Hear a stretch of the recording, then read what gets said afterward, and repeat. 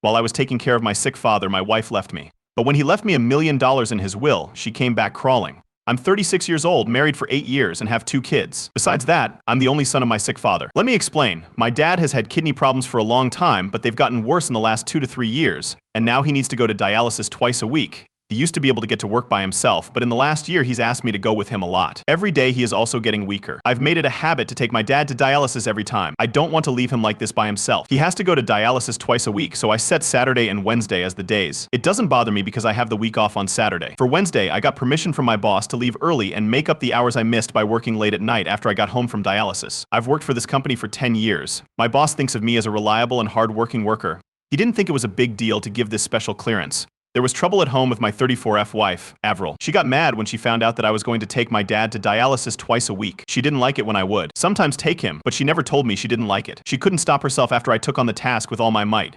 She told me it wasn't worth my time to worry about my dad because no matter what I did, he would never be pleased by me. So let me give you some background. My dad ran a business that sold goods. He was pretty well off and had made a good amount of money. I really wanted to do something else, but he wanted me to take over his business. I wished to work in technology. When my dad wanted me to take business or management classes after school, I took a software degree instead because I loved writing code and making software.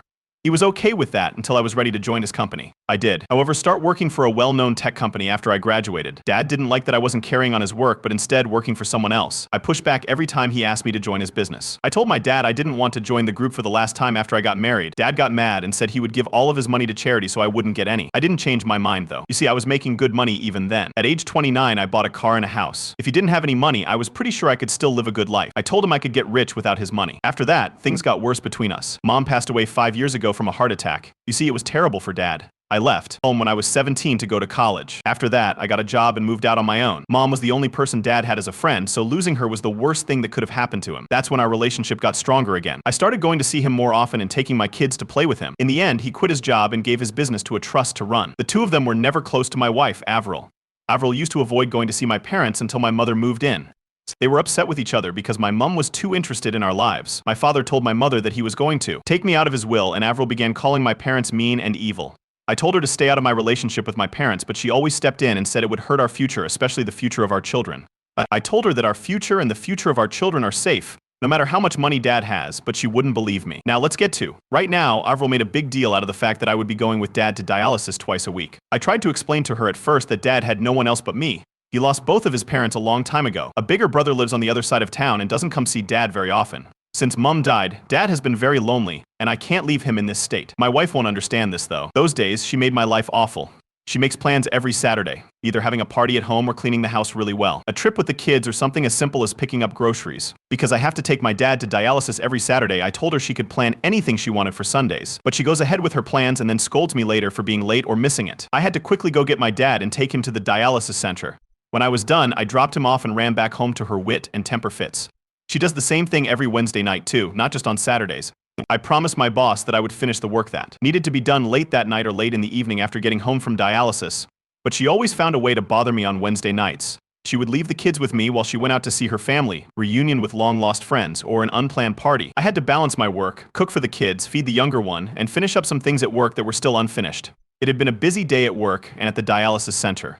I understand that it's getting long, but this is how bad my situation is. Because he always sees me rushing around and looking at my watch, my dad offered that I let him go to the center with the nurse.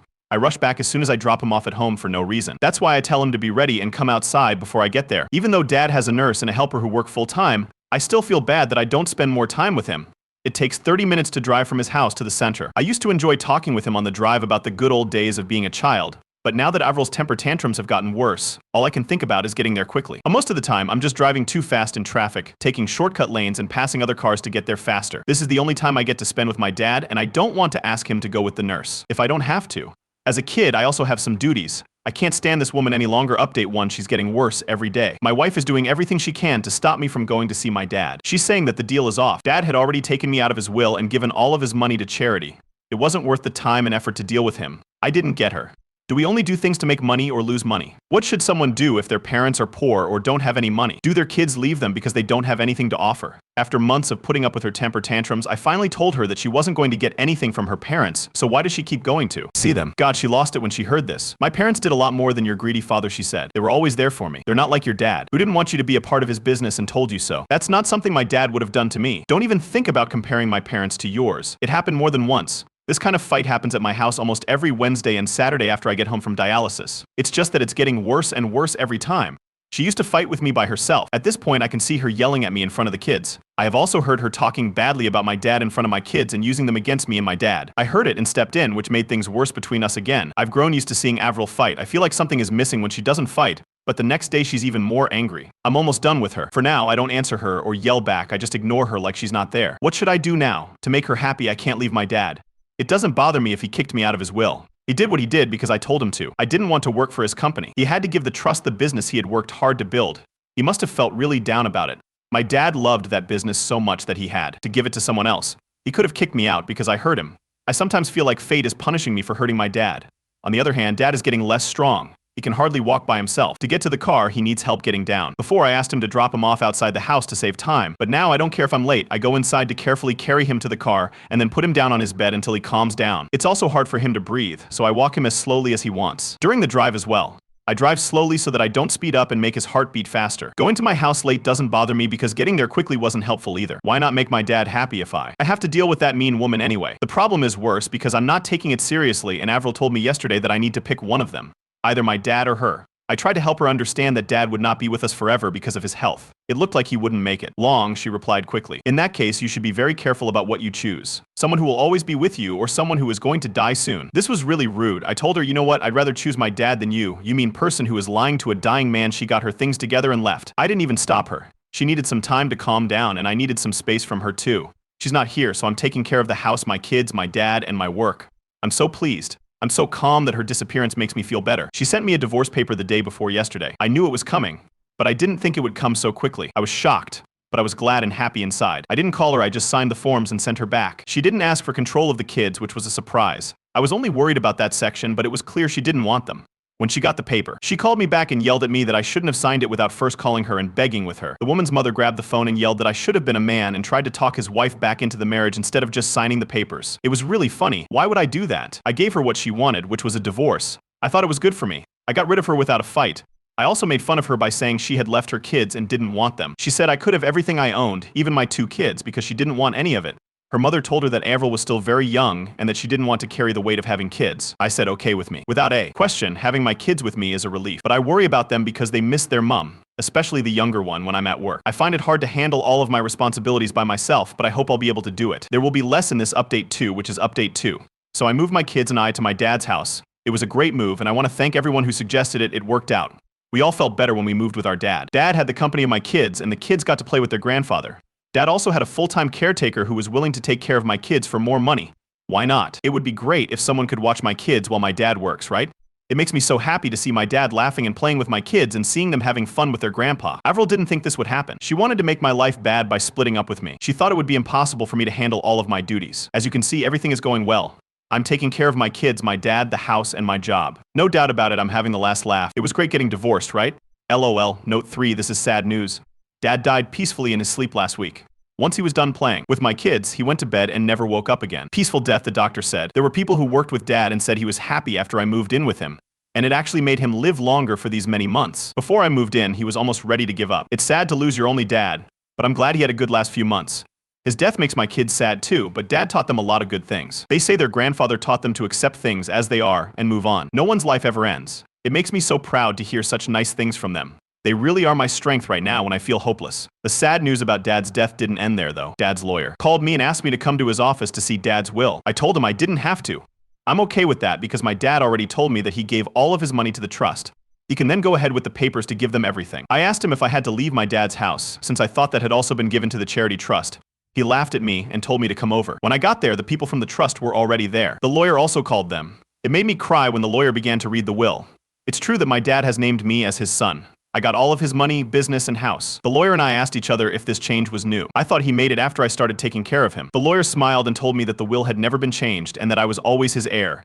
I couldn't stop crying over the fact that my dad never left me.